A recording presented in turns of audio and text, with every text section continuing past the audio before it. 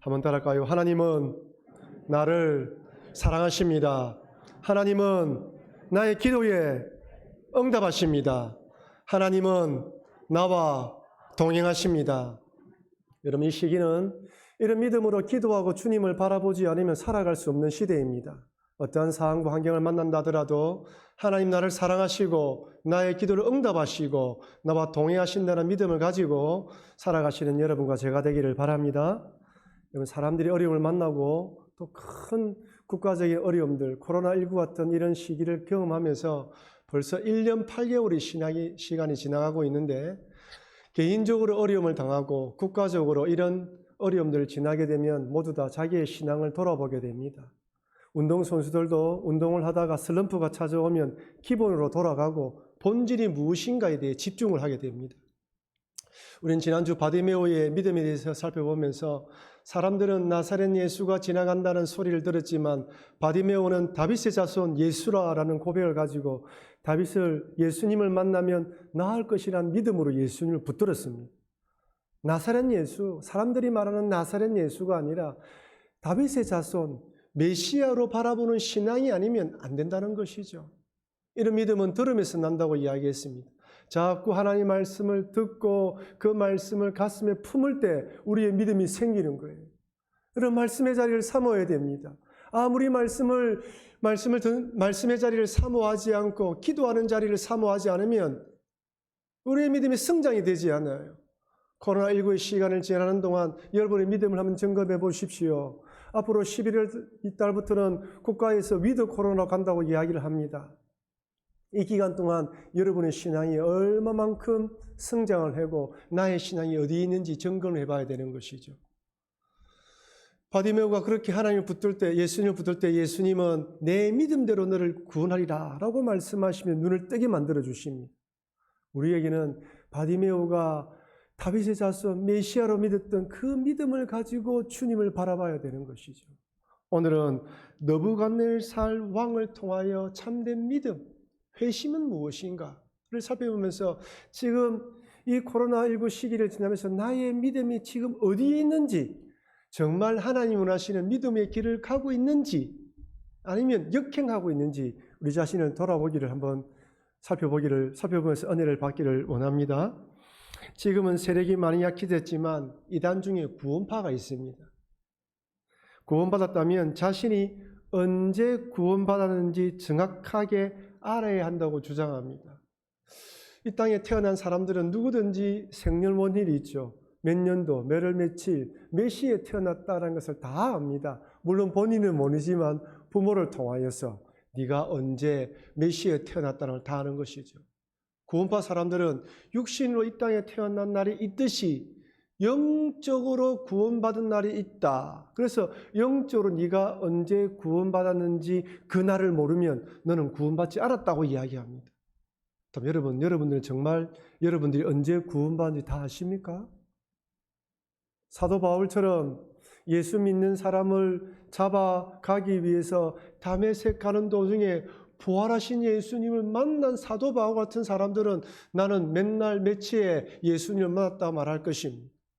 사도 바울은 예수님을 만나고 난 뒤에 기회가 있을 때마다 나는 다메섹 가는 도중에 예수님을 만났다고 간증을 합니다.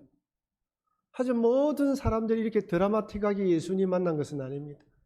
어떤 사람은 모태신앙으로 친구 따라 교회 왔다가 자연스럽게 말씀을 들으면서 내 마음속에 예수님에 대한 구원의 확신이 생기고 예수님을 구주로 영접한 분도 있습니다.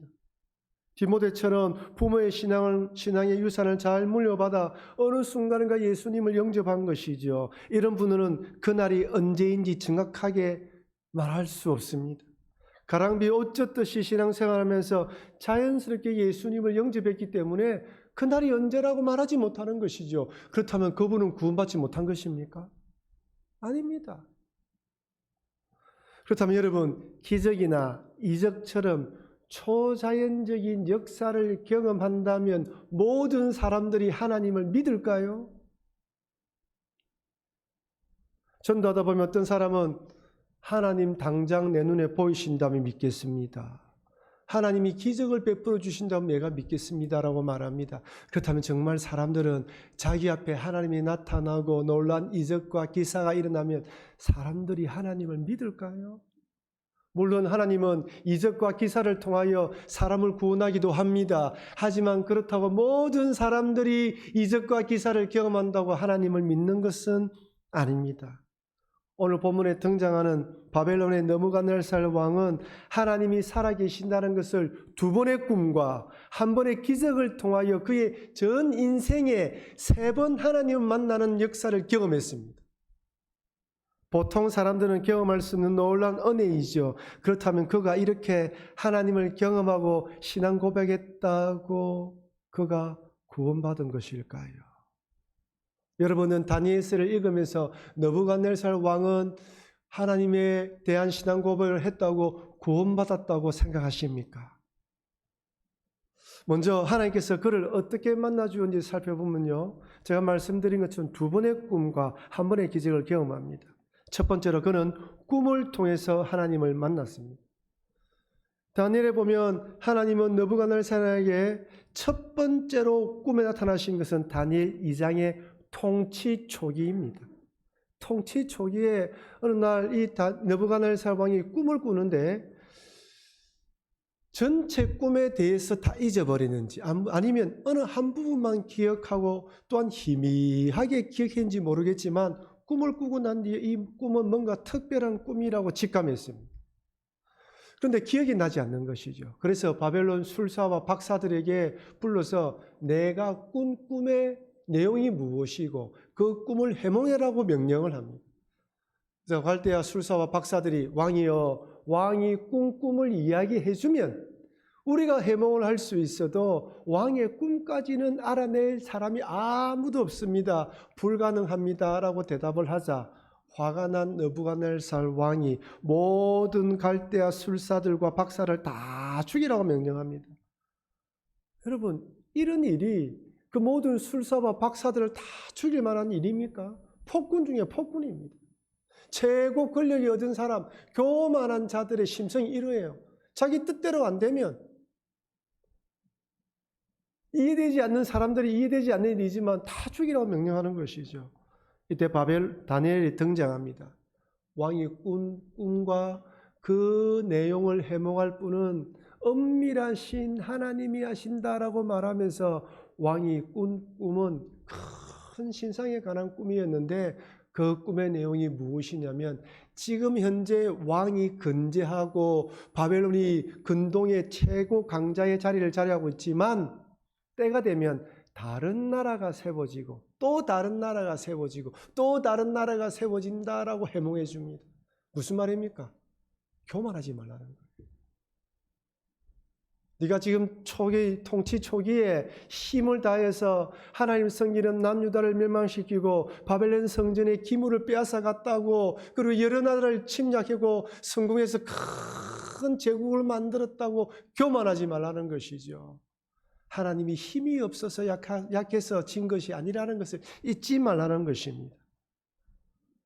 다니엘이 이 꿈을 해몽해 주자 느부갓네살 왕이 뭐라고 고백합니까? 다니엘 2장 47절 우리 같이 한번 읽어보겠습니다. 왕이 대답하여 다니엘에게 이르되 너희 하나님은 참으로 모든 신들의 신이시요 모든 왕의 주제시로다. 내가 능히 이 엄밀한 것을 나타내었으니 내 하나님은 또 엄밀한 것을 나타내시는 이시로다. 여러분, 하나님은 참으로 모든 신들의 신이요 모든 왕의 주제시로다. 느부갓네살 왕은 유일신을 믿는 것이 아니에요. 다신교를 믿었죠. 그러니까 내가 믿는 신들 중에 네가 믿는 신이 최고다라고 이야기를 합니다. 그렇다면 여러분, 그가 이렇게 하나님을 위대한 신으로 인정했다면 그가 하나님을 믿었습니까? 아니, 더 이상 교만하지 않았습니까? 이렇게 꿈을 통하여 확실하게 하나님 계시를 받았다면 어떻게 됩니까? 교만하지 말아야죠. 여러분이 만약에 이런 꿈을 꾸었다면 교만하지 않을 거 아닙니까? 그런데 그가 어떻게 합니까? 다니엘 3장에 보십시오. 큰 신상에 대한 꿈을 꾸고 큰 신상에 대한 영감을 받아서 뭘 만듭니까? 금 신상을 만들어요. 여러분, 금심상이 의미하는 바가 무엇입니까? 비록 하나님이 계시로 내 나라가 영원하지 않는다 말할지라도 나는 그것을 받아들이지 않겠다는 겁니다. 내 나라가 영원하다는 것을 금신상을 세워서 모든 사람들에게 보이고 자신의 근제함을 과시하려고 하는 것이죠. 교만한 인생입니다. 입으로는 하나님을 인정하지만 하나님을 믿는 것이 아닙니다. 하나님의 계시를 받아들인 것도 아니에요. 자기 힘을 과시합니다. 하나님께서 아무리 바벨론 위에 새로운 나라가 등극한다고 계시해 준다 할지라도 자기는 믿지 않겠다는 거예요. 자기의 위엄을 교만하게 드러내고 있습니다. 모든 바벨론 관리들에게 엎드려 절하게 하면서 충성을 맹세해서 힘을 모으려고 합니다. 여러분, 이것이 교만한 인생의 모습이에요. 기적을 보인다고 모든 사람이 하나님 믿는 것이 아닙니다. 말씀을 듣는다고 꼬꾸라지는 게 아니에요. 교만한 사람은 자기를 주장하고 자기를 높입니다. 하나님 믿는 사람은 이런 계시가 아니라 하나님의 말씀이 들어봐도 내 심령에 찔림이 있으면 그 찔림을 가지고 회개하고 돌이키려고 하는데, 느부갓네살 왕은 너무나 명백한 꿈을 꾸고 신중의 신이라고 고백하면서 하나님을 섬기는 것이 아니라 오히려 더 교만해지고 있어요. 느부갓네살 왕이 통치 초기에 큰 신상에 관한 꿈을 꾸었다면 통치 말기에 또 다른 꿈을 꿉니다. 그 꿈의 내용은 미친 사람이 되는 꿈입니다. 다니엘 4장에 어느 날 밤에 꿈을 꾼 느부갓네살 왕이 꿈 때문에 번민합니다. 뭔가 놀라운 꿈을 꾸는데 이 꿈이 무슨 내용인지 해석되지 않으니 괴로운 것이죠. 여러분도 꿈을 꾸고 난 뒤에 뭔가 좀 이상하다 생각되면 번민하지 않습니까? 또다시 다니엘이 등장해요. 다니엘이 꿈을 내용을 딱 듣고 하나님께 기도하면서 알아보니까 이 꿈은 느부갓네살 왕이 교만해서 미친 사람이 된다는 내용입니다. 여러분, 아무리 다니엘이지만 왕에게 이런 내용을 전한다는 건 쉬운 일이 아니에요. 왕에게 왕이여 당신이 미친 사람이 된다는 내용입니다 하면서 마지막에 이 내용을 덧붙입니다. 왕이 겸손하며 공의를 행하고 가난한 자를 긍휼히 여기면, 즉 이 말을 듣고 겸손하면 왕의 나라가 장구할 것이다라고 덧붙여요.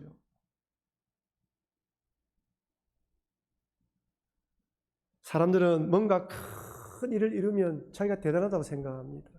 여러분, 느부갓네살의 통치 말기죠. 그가 이룬 업적이 얼마나 있습니까? 왕궁에 올라가서 밑에 있는 백성들을 보고 자기가 만든 업적을 볼 때마다 자기 마음속에 교만함이 솟아오르는 거예요. 하나님은 마지막까지 통치 초기에도 꿈을 통하여 말씀하시던 하나님이 통치 말기에도 교만하지 말라고 계시를 줍니다. 그런데 1년 후에 어떤 일이 벌어집니까? 왕궁을 거닐다가 느부갓네살 왕이 이렇게 고백합니다. 다니엘 4장 30절 잘 보십시오. 나 왕이 말하여 이르되, 나 왕입니다. 내가 말하여 이르되 이 큰 바벨론은 내가 능력과 근세로 건설하여 나의 도성으로 삼고 이것으로 내 위엄의 영광을 나타낸 것이 아니냐 하였더니 내가 몇 번 더 갑니까? 나 왕이 말하여 내가 능력과 근세로 내 위엄의 영광을 나타낸 것이다. 1년이 지난 어느 날 왕궁에 딱 올라가서 쭉 보니까 이 모든 것이 내가 이뤘다는 거예요. 내가 잘나서 내 모든 능력을 이뤘다는 것입니다. 여러분 잘 기억하십시오. 여러분이 성공한 자리, 여러분이 잘했다고 생각하는 그 자리에 올라갔을 때 내 이름이 나올 때 조심해야 돼요. 나 왕이 말하여 이르되 내 위엄과 근세와 능력, 나도 모르게 나를 자랑하게 되고 나의 이름이 자꾸 거론되어질 때 조심해야 돼요. 느부갓네살 성경을 읽어보면요, 느부갓네살 왕이 이 말을 딱 하는 순간 미칩니다. 그 7년 동안 미친 사람처럼 지내요. 실제로 기록에 의하면 느부갓네살 왕은 BC 605년에 바벨론의 왕으로 등극해서 BC 562년에 사망할 때까지 43년 동안 통치했습니다. 그 다니엘 4장은 그가 죽기 전 8, 9년 전에 일어난 것으로 7년 동안 정신병에 걸려서 광인처럼 살다가 죽기 1, 2년 전에 극적으로 회복되어 왕으로 복귀하여 왕으로 살다가 죽었습니다. 그가 왕으로 복귀했을 때 이렇게 신앙 고백합니다.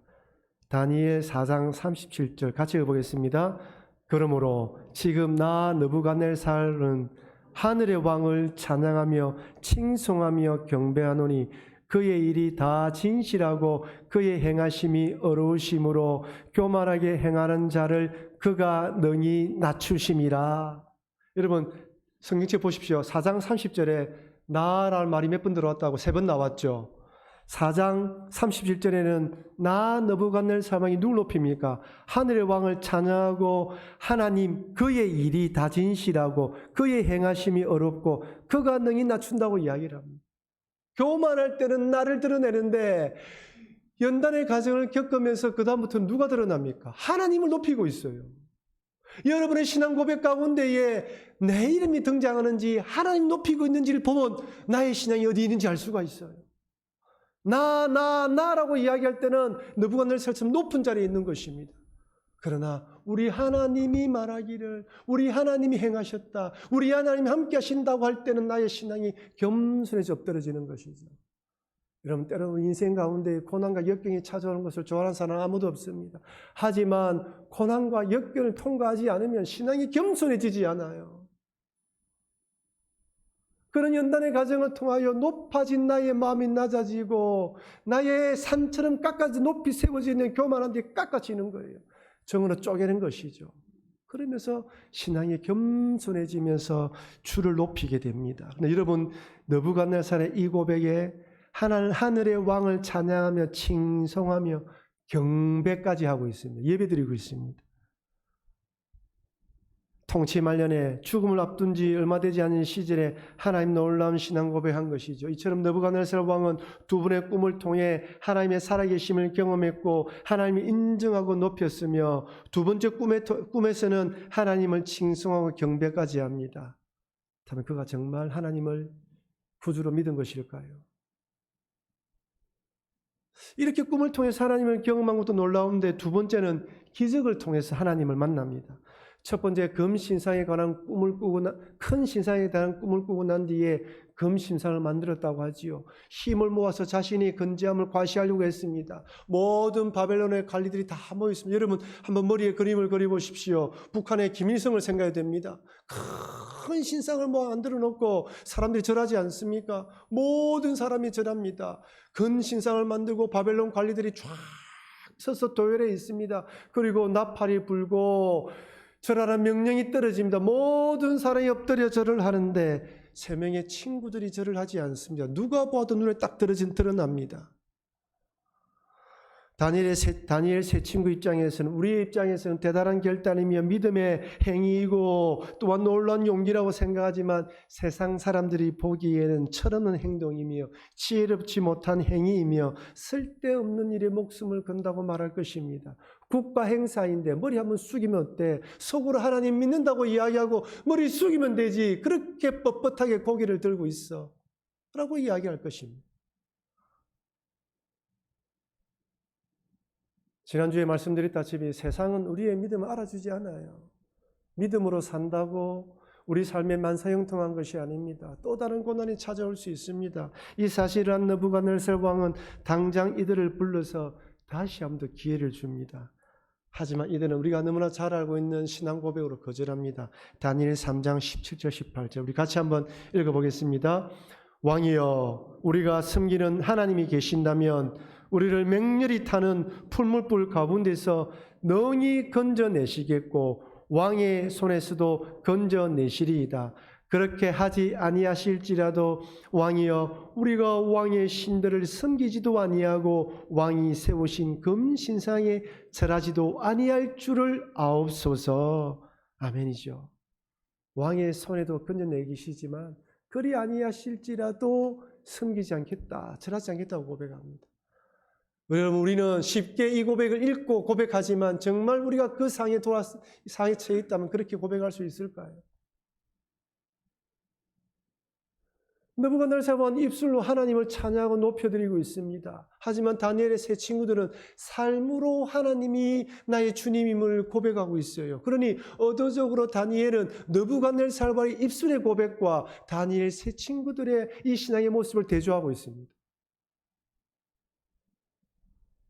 화가 난 느부갓네살 왕이 다니엘의 세 친구를 풀무불벌에 던져 넣으라는데 평소에 7배나 뜨거운 뜨겁게 불을 달구어서 세 친구를 던져 넣으려고 하는데 붙잡은 병사들이 타 죽을 정도였습니다.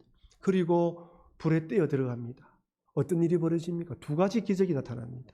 다니엘 3장 24절 25절 그때에 느부갓네살 왕이 놀라 급히 일어나서 모사들에게 물어 이르되 우리가 결박하여 불 가운데 던지자는 세 사람이 아니었느냐 하니 그들이 왕에 대답하여 이르되 왕이여 올소이다 하더라. 왕이 또 말하 이르되 내가 보니 결박되지 아니한 네 사람이 불 가운데로 다니는데 상하지도 아니하였고 그 넷째의 모양은 신들의 아들과 같도다 하고.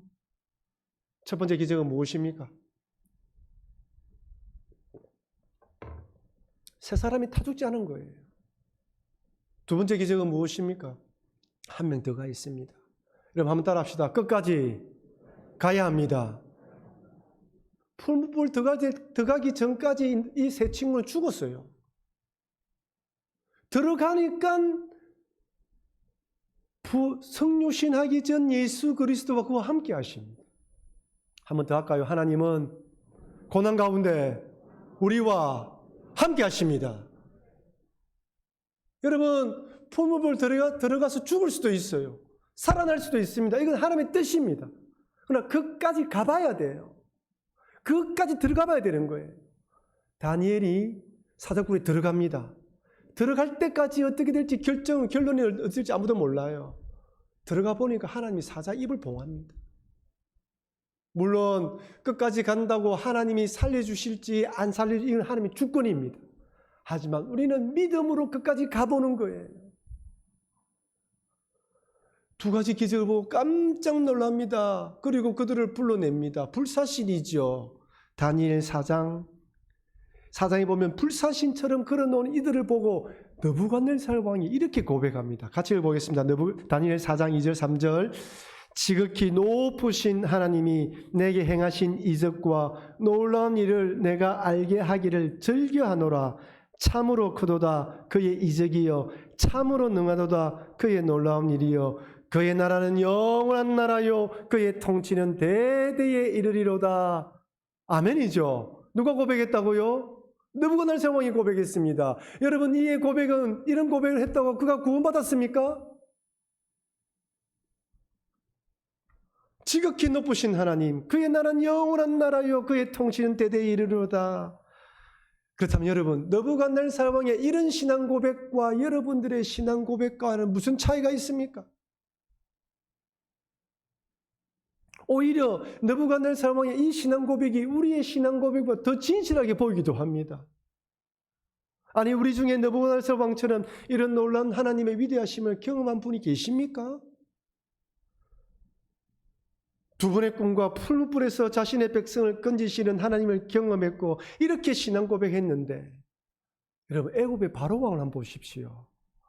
10가지 재앙이 내립니다. 하늘에 불이 떨어지고 깨구리 심판, 강이 피로 변하는 이런 재앙을 보고도 홍해가 갈라지는 걸 보고도 애굽의 바로는 강팍합니다. 하나님을 인정하지 않아요. 이에 비하면 느부갓네살 왕은 하나님 인정하지 않습니까? 하지만 그럼에도 우리들은 과연 그가 구원받았는지 의심의 마음이 듭니다. 그가 비록 입술로 고백했지만 정말 마음으로 믿어서 구원받았는지 아니면 구원받지 않았는지 의구심이 드는 이유가 무엇입니까? 성경에서는 오늘 본문의 끝으로 느부갓네살 왕에 관해서는 더 이상 언급하지 않습니다. 여러분 우리들도 느부갓네살 왕처럼 하나님을 찬양하고 예배합니다. 우리들은 매주일 대면 비대면으로 하나님께 예배드립니다. 사도신경을 암송하고 또한 찬송을 부르며 말씀을 듣고 헌금합니다. 목사의 설교 말씀에 감동이 되면 아멘으로 화답합니다. 아니 느부갓네살 고백은 여러분이 아멘 하는 것보다 더 크게 아멘하고 있어요. 다시 질문드립니다. 그렇다면 여러분의 신앙 고백과 느부갓네살의 신앙 고백의 차이가 무엇입니까? 하나님의 이를 통하여 우리에게 보여주는 것이 무엇입니까? 참된 신앙 고백은, 참된 회심은 어떤 것일까요? 하이델베르크 교리문답에서 회심에 관해서 이렇게 가르칩니다. 하이델베르크 교리문답 88문 이렇게 질문합니다. 한 사람이 참다운 회개 혹은 회심을 한다는 것은 무엇을 말합니까? 여러분 답을 같이 읽어볼까요? 그것은 옛 본성을 죽이고 새로운 본성을 살리는 것입니다. 따라합시다. 옛 본성을 죽이고 새로운 본성을 살리는 것입니다. 하나님 믿는다고 입술의 고백은 기본이에요. 그리고 옛 본성을 죽이고 새 본성을 살리는 방향으로 살려가는 것입니다. 한번 따라합시다. 믿음은 방향입니다. 옛 본성을 죽이고 새 본성으로 달려가는 방향이 있냐는 거예요. 목사님, 옛 본성은 무엇일까요? 그래서 89문에 이렇게 묻습니다. 옛 본성을 죽인다는 것은 무엇인가 질문하고 그에 대한 답을 이렇게 설명합니다. 우리 같이 한번 읽어보겠습니다. 그것은 하나님을 진노하게 만든 우리의 죄를 진심으로 슬퍼하고 탄식하며 더욱더 그런 죄를 미워하고 피하는 것을 말합니다. 무엇이라고요? 죄입니다. 죄. 입술로 고백했다 할지라도 나는 하나님 앞에 죄인입니다. 하나님이 나를 이 죄인을 인정해 주셨습니다라는 죄에 대한 고백이 없으면 입술의 고백은 아무것도 아니라는 것입니다. 여러분 이 자리에서 아무리 하나님을 찬양하고 찬송을 부르고 말씀을 듣는다 하더라도 하나님 나는 죄인입니다. 내 죄로 죽을 수밖에 없는 나를 예수님의 보혈로 구원해 주셨다는 고백이 있어야 되고 그리고 그 죄를 진심으로 슬퍼하고 탄식하고 그런 죄를 미워하고 피하는 삶을 살고 있느냐는 것입니다. 이 자리에 와서 주님 나는 죄인입니다. 나를 구원해 주셔서 감사합니다는 고백이 있느냐는 것이죠. 그리고 그 죄를 극복하기 위해서 몸부림치는 것이 있느냐는 것입니다. 그렇다면 여러분 새 본성을 무엇을 말할까요? 그래서 90분에서는 새 본성이 무엇이냐 질문하고 이렇게 답합니다. 우리 다 같이 읽어보겠습니다. 그것은 그리스도를 통하여 하나님 안에서 진정으로 기뻐하며 사랑과 기쁨으로 모든 선을 행함으로 하나님의 뜻에 따라 살아가는 것을 말합니다. 명백하지요. 옛 본성은 무엇이라고요? 죄를 미워하는 것입니다. 죄를 고백하고 회개하는 것입니다. 새 본성은 무엇이라고요? 하나님을 기뻐하며 선을 행하고 하나님의 뜻에 따라 살아가는 것을 말합니다. 여러분의 신앙의 방향은 어디로 향하고 있습니까? 코로나19를 경험하면서 옛 본성에서 새 본성으로 향하는 길로 가고 있습니까? 아니면 역행을 해서 오히려 나의 이름을 높이고 내가 주장하고 있는 삶을 살아가고 있습니까? 느부갓네살 왕처럼. 물론 신앙의 방향을 향하여 이 방향이지만 달려가는 속도는 다 다릅니다. 어떤 사람은 100km 달려가는 사람이 있을 것이고 어떤 사람은 50km 달려가는 사람, 어떤 사람은 10km 달려가는 사람도 있을 것입니다. 중요한 것은 속도가 아니라 방향입니다. 그럼에도 불구하고 내 마음속에 하나님에 대한 사랑하는 마음과 죄를 미워하고 죄를 극복하려는 마음, 욕망과 탐욕과 정욕, 음란을 벗어버리려 하고 하나님 기뻐하시는 일을 행하려 달려가고 있는 그 향을 달려가고 있느냐는 것이죠. 몸부림치는 것입니다. 아무리 느부갓네살 왕이 하나님의 살아계심을 인정했다 할지라도 자신의 죄를 회개하고 옛 본성을 죽이고 새 본성으로 살려는 몸부림이 없다면 그의 고백은 입술의 고백에 불과하며 지적인 동의에 불과하지 구원받은 신앙 고백은 아닙니다. 여러분 예수님을 구주로 영접하셨습니까? 여러분 하나님을 구주로 모시고 살아갑니까? 여러분 하나님의 주인을 모십니까? 여러분 옛 본성을 주고 계십니까? 대답이 없습니까? 여러분 새 본성을 향해 살아가고 있습니까? 비록 부족하고 힘들죠. 성령을 의지하며 달려가야 합니다. 믿음의 자리, 기도의 자리를 사모하시기를 바랍니다. 사랑하는 성도 여러분, 내가 어떻게 교회를 오게 되었는지, 어떤 하나님 만났는지, 그리고 그 하나님을 나의 하나님으로 신앙 고백하는 것도 중요하지만 더 중요한 것은 하나님을 내 마음의 주인으로 모시면서 하나님을 진노하게 하는 죄와 싸우고 하나님이 기뻐하시며 하나님의 뜻을 성취하는 방향으로 달려가는 삶의 방향이 중요합니다. 그리고 우리가 바라기는 다니엘의 세 친구처럼 다니엘처럼 이런 멋진 믿음의 사람이 되기를 소망하면서 기도해야 되는 것이죠. 내 힘으로 할 수 없기에 하나님의 말씀과 기도, 성령의 능력을 의지하면서 주님 오실 때까지 이 싸움을 계속해야 됩니다. 이제 정부에서는 11월 달부터 위드 코로나와 함께 가는 일상의 삶을 회복할 것이라 말합니다. 지난 10월 4일부터 정부에서는 2차 백신 접종한 자들에 대해서는 거리두기 숫자에 제외한다고 해서 오늘 예배드릴 때 우리 본당에서 220명까지 모여서 예배드릴 수 있습니다.